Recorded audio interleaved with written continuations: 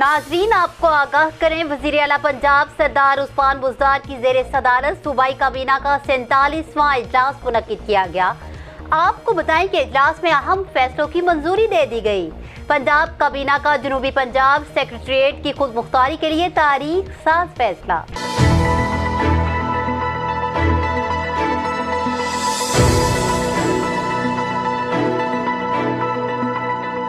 सूबाई काबीना ने जनूबी पंजाब सेक्रेटेरिएट को फ़ाल करने के लिए Punjab government rules of business 2011 में तरमीम की मंजूरी दे दी, जबकि एडिशनल चीफ सेक्रेटरीज और महकमों के फ़ाल और इख्तियारात को वाज़ेह कर दिया गया।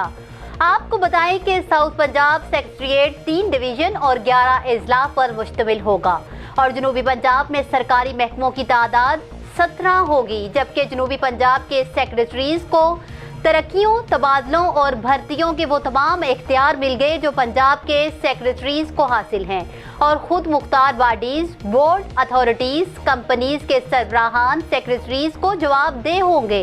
इसके अलावा काबीना ने सरकारी रेस्ट गेस्ट हाउसेस को आउट सर्विस करने के फैसले की मंजूरी दे दी। टूरिज्म डेवलपमेंट कॉरपोरेशन पंजाब सरकारी रेस्ट गेस्ट हाउसेस को 20 साल की लीज पर दे सकेगी और रेस्ट गेस्ट हाउसेस की लीज में 10 बरस की तोसी की जा सकेगी। वज़ीर आला उस्मान बुज़दार की ख़ुसूसी हदायत पर पंजाब हुकूमत खैबर पख्तूनख्वा के अस्पतालों को बेहतर बनाएगी। खैबर पख्तूनख्वा के 32 अस्पतालों की तामीर और बहाली के लिए इंफ्रास्ट्रक्चर डेवलपमेंट अथॉरिटी पंजाब को काम करने की इजाज़त होगी। नाजरीन, आपको बताते चले कि सूबाई काबीना ने पेरी अर्बन एरियाज के लिए अफोर्डेबल हाउसिंग मॉडल की मंजूरी दी।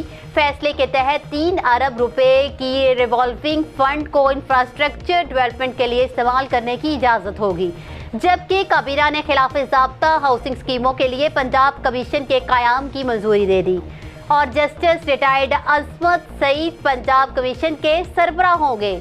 ट्रांसपोर्ट गाड़ियों की फिटनेस सर्टिफिकेट के इजरात से मुतल्लिक अमूर की भी मंजूरी दे दी गई। पंजाब पेंशन फंड और Punjab general provident investment fund के एक्ट में तरामीम का फैसला। एक्ट में तरामीम के बाद पंजाब पेंशन फंड और पंजाब जीपी इन्वेस्टमेंट फंड को 100% हुकूमती स्कीमों और नेशनल सेविंग स्कीमों में सरमायाकारी करने की इजाज़त होगी। इजलास में काबीना स्टैंडिंग कमेटी बराए यूनिवर्सल हेल्थ इंश्योरेंस तश्कील देने का फैसला भी किया गया। न्यूज़ स्टूडियो से फिलवक्त इतना ही। मज़ीद खबरों और अपडेट्स के लिए देखते रहिए BBC 11 हेडलाइंस न्यूज़।